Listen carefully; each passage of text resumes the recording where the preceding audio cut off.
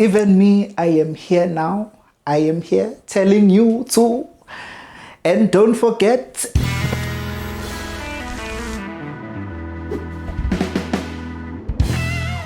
hello my dudes and welcome to my channel. Thank you so much for watching. If you're watching this, I am so excited. It has been a long time coming. It has been a long time coming. I've been planning this for so many months. Now it's finally happening. This is good. This is good. This is good. Okay. Listen, I have so many ideas that I want to try out.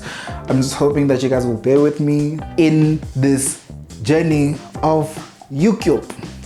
I think I should just start this video. Let's just get this started. Dude, I'm so nervous. I don't know what's happening. It's like, so I love TV. I love TV. I love watching TV. I love watching films. And so many times people in my life like to ask me what recommendations I have for them, whether it's a TV show or a film. So I thought, hey, let's make some videos on this in a segment that I am calling Binge with Buzz. Binge with Buzz. So for my first video, I'm going to be doing a review on the Netflix original series, Blood and Water. I'm gonna read from here because I don't want to get this wrong. Gonna speak English now, okay? Blood and Water follows a teenager called Puleng who's on a journey to uncover her family's dark past. After celebrating her abducted sister's 17th birthday, I feel like I'm phrasing this wrong, but like, we move. Puleng goes out to a party with her friend Zama where she crosses paths with a girl named Fikile. This run-in becomes the catalyst to Puleng's journey to figuring out whether or not Fikile is her sister. There are 6 episodes in the season and they are filled with many twists, turns, and revelations. So let's get to it. Side note, if I suck at this, please bear with me. I figure like the more I do this, the better I'll be at like explaining. So like, please begezela, because the plungus will pale. Rotsa! Let's get into it, man. So let's start with the story, okay? It's pretty easy to follow. Like there's nothing complicated about it. You basically know in the beginning, you know from the beginning what the goal of the character is, which is to figure out whether this girl is the sister or not, right? I have to say though, like the first episode like really dragged because I think because so much, I mean the trailer explained what was gonna happen. The first episode just felt like, okay, like get to the point, dude. Like, yeah, can you like, I have to say the jump between Puleng and Fikile meeting to Puleng suspecting that Fikile is the long lost sister, it was kind of wild to me. It was a big jump. I mean, I know like there was a sketch and then Wade was like, oh, you remind me of this girl. But it just felt too quick, you know? Like if I were to meet some rich kid at her house, I wouldn't be like, that's my sister. I'd be like, she's some rich kid. Until like, you know, the details of the adoption come up, like the fact that she was adopted, then you'd be like, oh. Wait, did they say that? I think they didn't say, no. Did they say that in the first episode? I don't think so. I don't think so, but it just felt like so, but like you carry on because like, you know, it's historic, guys, you know, a story, it's a story. Also another thing, why were these people speaking so much English, dude? And you know what, nah, okay, sharp, net. I speak a lot of English, probably like I speak English like 80% of the time. But at some point I found myself like, yo, I'm corny, guys. Especially like when the parents were speaking to their kids or to each other, I was like, no. Sometimes it felt like there was too much, like there was not, and it's not even too much English. I think there just wasn't enough vernac. Because code switching is a thing, you know, you speak English when you go to school, but like when you go home, it's vernacular. At the same time, it's like I understand because like they are a bunch of like rich kids that probably grew up on English and don't know a lot of vernac. There's a point where Puleng was calling Fikile in the quad and she was like, Fikile! I was like, oh, no. I can't, guys, no. I just wish they spoke more vernac because also guys, vernac slaps, dude. In a storytelling, like it can take a story from here to like there. At some point, I did feel like, I don't even know how to describe this, but at some points, the show felt dragged out, and then at some points it felt like you rushed through very important moments. A lot happened in between, from obviously from the first episode to the last, but sometimes it felt like there were a bunch of things that were dragged out for the sake of like filling time, I guess. But other things were just like, well, you kind of rushed through that, but okay, I guess like maybe it's not that important. And then like it was watching the show again where I realized like, oh, actually this happened. Wow, why didn't I? Something I have to say that didn't work for the show was, and I don't know whether it was just the me thing, but I don't think it was just a me thing because a lot of people were saying this. They were comparing it to Elite, and I don't think that did them justice, because now you have Elite, which had murder mystery drama, and that's not what the show was. I think this had to do with like the fact that this is in a teenage world, the uniforms are similar, bunch of rich kids, so like the elite aspect of things was there. I don't know whether it was on purpose or not. I personally don't think it worked in their favor, because if you had fully set it up in their own world outside of like murder mystery rich people drama, then you're not focusing on the glamour, you're focusing on the story itself, which is a crazy story. Also, few things. One, why were these kids just going into this club like they're not 16 years old? Like, from what I know, you can only enter clubs in South Africa when you're 21. So like, how are these kids just coming there? Can I have a cider? Johnny. Also, like, another thing, are there no cameras in the school? Because like a lot of things happened on school property, but nobody saw anything. Like, these people are just having sex in classrooms. Now, let's move on to the characters, the individual characters. I'm going to start with Puleng, played by Amata. I think she had a great year, dude. Oh, she had a great 2020. Bruh, you had Blood and Water and Gomorrah drop at the same time. I mean, around the same time. But like, she had a good year. Puleng's character is... I thought I'd like be annoyed by her, but I'm not. It's like, I think all the decisions that and the moves that she makes, I get where she's coming from, because number one, she's a teenager who's like trying to figure out this family's secret, but also like keeping secrets for a lot of unnecessary reasons. Like, she's keeping secrets from her best friend. For what reason, we don't know. Like, because like more than anything, they get along, they're actual best friends, so why wouldn't you just tell her what's happening, what your game plan is? Instead, you just move schools and you don't tell her, like, and it's not just her, it's all of them, dude. All these kids, just secrets for no damn reason. Like, at the end of the days, it doesn't matter, because the truth will come out. Now I'm gonna move on to KB. I'm very happy that he wasn't, you know, the stereotype of a jock, you know. I'm too cool, I'll get all the girls. I'm glad that he was a nice guy, man. Hey, because also you're dead. Also, side notes now, speaking about Puleng and KB, they have a cute love story now, but also like, guys, they said no to sex. Okay, Puleng, guys, Puleng, she said no to having sex in the hotel room, and she wasn't ready for it. That's fine. But now you're telling me she's ready in a classroom. You lost your V card in a classroom. No. It literally, you guys have Uber, just Uber home. Go to KB's house. Then do the business there. Otherwise, I like KB. KB's cool people.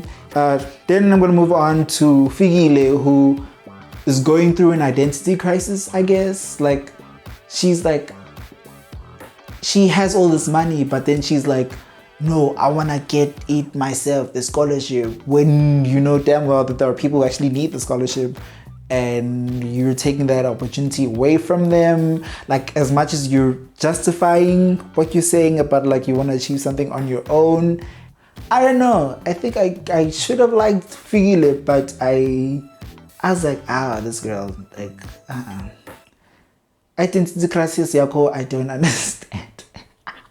I don't know, I'm supposed to like her, but I don't. I don't. Yeah. Now moving on to Wendy, Wendy, who is too woke. I love that. I love the fact that she's woke, but too woke. Like, she's speaking about privilege, but she is a person of privilege, and she speaks about all these things that are wrong with the world, but then when it comes to her, she will use those dodge tactics to like get out of things. So it's like, bruh. She's like trying to be revolutionary, but like you're coming from privilege, so can you actually be? And also she doesn't know how to react to situations, which is like, babes, now you're gonna sabotage another girl. And then you act like it's nothing. Yo, this girl's wild. But I love that for her. But also, I feel like Wendy is in love with her best friend. I feel like Wendy is totally in love with her friend, so... Because then it explains why she was fighting so hard for her friend to like be prefect and like sabotaging people and all that, you know? I want to know Zama's story. I want to know what her living situation is. I know she's a best friend, but I want to know what's happening with her, you know? I want to know her story because more than anything, I don't see the reason why Puleng is not telling her the truth, you know? Maybe Zama is suspect behind the scenes. I don't know. But it just felt like, from what we can see about Zama's character, there's no reason for you to lie to her because like she won't come from a place of judgment. She's probably gonna help you out even. Now I'm gonna move on to Chris. I have to say like good on the writing people for writing a pansexual storyline. That's nice and refreshing, you know, because I don't lie, the queer storylines in South Africa are very stagnant, eh? They're always the same. They are always the same. He's there with Zama. He's there with, I think it's Mark, with him. Like, I hope they actually, in the coming season, they actually explain what's happening with him. Because from what he's saying, he went through a lot. But like, we don't know anything about this boy except for that he's like basically obsessed with Fikile and is incredibly protective of her. I want to know more about them. I want to know who they are. Also, a side note, a lot of people actually said that they had a problem with how old Zama and Chris looked. To me, it's like people in high school don't all look the same. Not everybody looked young. Some people did look older. So like, it's not the biggest deal. Like, because more than anything, you still believe that they were, you know, high schoolers. Unless you didn't. Oh, and then there's Wade. Bandla Wade. I get like the moment he came in, I was like, oh, okay, he's gonna be into the girl, but she's not gonna feel the same way. But good for him for walking away and be like, yeah, I'm not gonna be the best friend. Good for him, man. You know,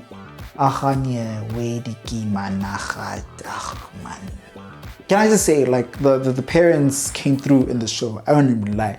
It's incredible to see the difference in the acting experience between the kids and the parents, because they were incredible, dude. Like, Gil Mabalani is like born to act.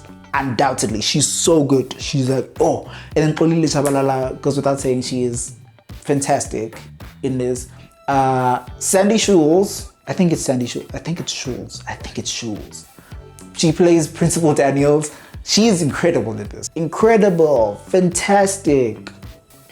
All these parents were like, it was incredible to watch. Also, can I just like say that like all these people are very pretty. Like all of you, Mbatle guys, no guys, casting directors, you cast pretty people. I forgot to mention this earlier. That rap scene where Nasty C was there, that episode, I'm sorry. It was just cringe. It was just bad, dude. I think that's it for the characters. I think that's all I have to say for the characters. Now I'm going to move on to the next part. So now I'm moving on to the more technical side of the show. First of all, visually, this thing was incredible. Like, it was beautiful to watch. I wouldn't even lie to you. Yo, cinematographer did what they needed to do. The grade was incredible. It was all amazing. You know, the costume people, the stylists, the set designers. I was fully in this world. Shout out to everybody in the visual department. You guys did that. You guys did it. It's great. It's fantastic. It's beautiful. Also, the editor. I like the edit. I actually don't know what to say about edit, but I like the edit. Sound design, I think, was dope, dude. I actually should find out who did that. That would be of my benefit, personally. I will do that after this video. I will say though that there were a lot of like sound cues that were used that were just like I feel like just like overused, you know. They put emphasis on dramatic moments, which sometimes it worked, but sometimes it was like, you didn't need to put it in there because like we know the story has told us that something's gonna happen there. Now the music. Yeah, this was a no here. And I know I'm not the only one. It just felt like they just put songs in the show instead of songs that made sense in the show. It just felt, I'm sorry to the people who did the music. I like the theme song though. Blood and water. Twang when I get twang. Blood and water. I do know that they got a new music designer, scorer. They got somebody new to do the music. So I'm hoping to the new person that like, you do us justice, man. Yeah, I think that's it on the technical side. Overall, this was a good show. The show did really good. I know when it got released, it went #1 all around the world. Ooh, all around the world.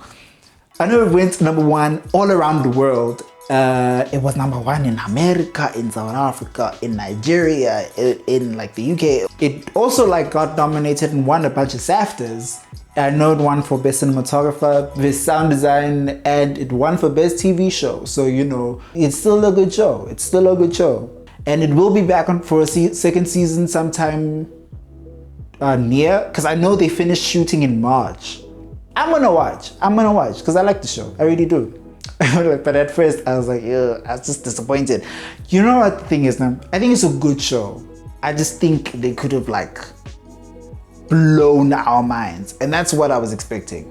So, but listen, if you want to give it a try, I highly suggest that you watch it, man. It's honestly, you can finish this in one day. You literally can. It's only 6 episodes. You can literally finish it in one day. Right. Yeah. That's me. Yeah. If you got to the end, thank you so much for still watching. If you're still watching this, I've said a lot, but I hope I said something that is useful to you. I do think you should just watch the show. I think it's a really good show to watch.